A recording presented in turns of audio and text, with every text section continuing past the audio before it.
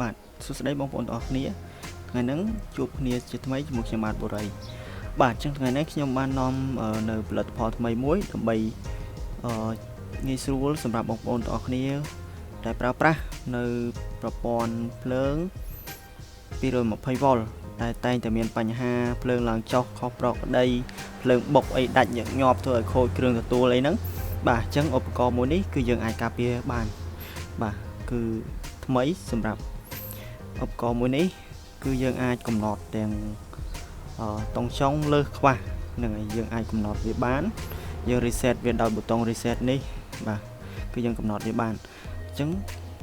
បើយើងចង់កំណត់ត្រឹមប្រមាណវ៉ុលឲ្យវាផ្ដាច់ពេលដែលភ្លើងឡើងខ្លាំងហើយត្រឹមប្រមាណវ៉ុលឲ្យវាផ្ដាច់ពេលដែលភ្លើងធ្លាក់ទាបខ្លាំងគឺយើងអាចកំណត់វាបាន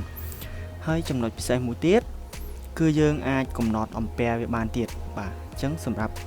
យើងយកទៅប្រើជាមួយនឹងគ្រឿងទទួលណាមួយដែលយើងត្រូវការកំណត់អំពែឲ្យវាផ្ដាច់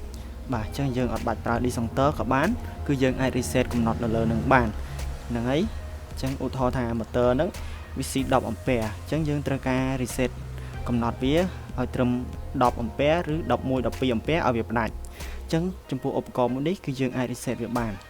ហើយវាការពារបានករណីពិសេសគឺករណីភ្លើងបុកបាទអញ្ចឹងឥឡូវបងប្អូនទាំងអស់គ្នាចាំមើលខ្ញុំតេស្តឲ្យមើលបាទអញ្ចឹងភ្លើងបុកពេលដែលភ្លើងបុកមកវិញគឺវាអាចការពារបាន 100% បាទគឺវាអត់ឲ្យចូលមកគ្រឿងទទួលភ្លាមទេបាទអញ្ចឹងវាបុកភ្លាមវាដាច់ភ្លាមហើយពេលដែលវាបុកមកវិញគឺវារងចាំរយៈពេលមួយដែលយើង reset វានៅក្នុងហ្នឹងបានវាចប់មកគ្រឿងទទួលឥឡូវយើងចាំមើលបាទអានេះអូខេអានេះដូចដែលខ្ញុំដោតតេស្តបាទហើយនេះអំពូលដែលចេញពីឧបករណ៍មួយហ្នឹងហើយចឹងចាំមើលខ្ញុំដោតបាទឃើញទេនេះនៅក្នុងហ្នឹងស៊ីនពីក្រុមហ៊ុនវាកំណត់10វិនាទីបាទអញ្ចឹង10វិនាទីបានវាវាយភ្លើងមកអំពូលអូខេបាទឃើញទេបាទអញ្ចឹងកឡោនខាងលើគឺយើងបង្ហាញពីតុងចុងបាទហើយកឡោនខាងក្រោមវាបង្ហាញពីអំពែបាទអញ្ចឹងពូល100វ៉ាត់នេះវាស៊ីភ្លើង 0.6 អំពែហ្នឹងហើយតុងចុងយើងជាក់ស្ដែង230 វ៉ុលបាទឥឡូវជាមួយខ្ញុំដកដូចឲ្យដោតវិញ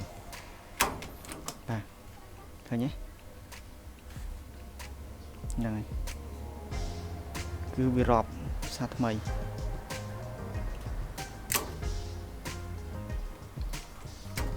បាទនេះឃើញទេបាទគឺវារាប់សាថ្មីហ្នឹងហើយអូខេបាទនេះយើងដោតវិញបាទឃើញទេគឺវារាប់សាថ្មីនឹងរយៈពេលនេះស៊ីនពីក្រុមហ៊ុនវា10វិនាទីអូខេបាទអូខេបាទគឺពិសេសមែនទែនសម្រាប់ឧបករណ៍មួយនេះហ្នឹងហើយអញ្ចឹងវីដេអូនេះរៀងខ្លីទេអញ្ចឹងយើងជួបគ្នានៅវីដេអូពេញនៅវីដេអូក្រោយមួយទៀតដែលខ្ញុំតេស្តជាមួយនឹង motor ជាមួយនឹងការឡើងចុះតុងចុងអីបង្ហាញជូនបងប្អូនទាំងអស់គ្នាអញ្ចឹងយើងជួបគ្នាប៉ុណ្្នឹងសិនបាទជួបគ្នានៅវីដេអូក្រោយទៀតបាយបាយ